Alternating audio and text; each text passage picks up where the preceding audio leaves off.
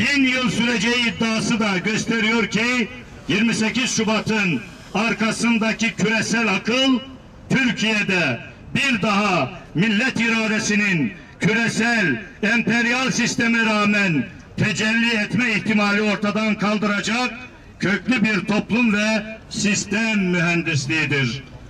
Gelinen noktada askeri kanadı yargılanan 28 Şubatçılar mahkemelerde hesap verme noktasındadır.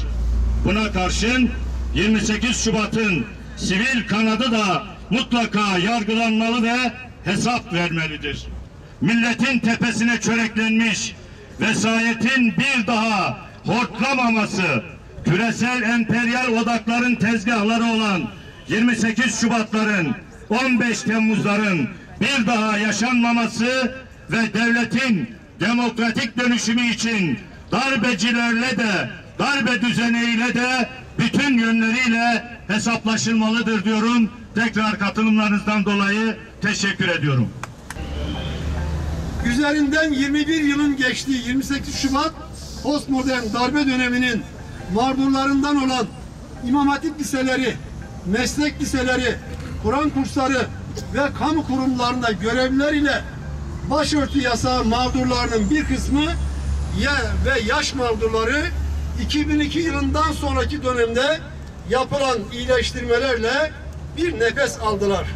Yalnız 28 Şubat döneminde kışlalarda yapılan briefingli toplantılarda alınan emirlerle hiçbir hukuk ve vicdan tanımadan mahkum edilerek ağır hapis cezalarına çarptırılan 600 kadar Müslümanın mahkumiyetleri ve mağduriyetleri ne yazık ki devam ediyor.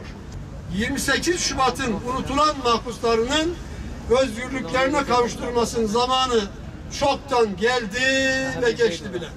Kayseri Cumhuriyet Meydanı'ndan haykırıyor ve diyoruz ki ey Cumhurbaşkanı, ey Türkiye Büyük Millet Meclisi, ey Türkiye Cumhuriyeti Hükümeti, ey Adalet Bakanı, ey milletimiz, bugün 28 Şubat'ın mahpusları için cezaevindeki son 28 Şubat olsun.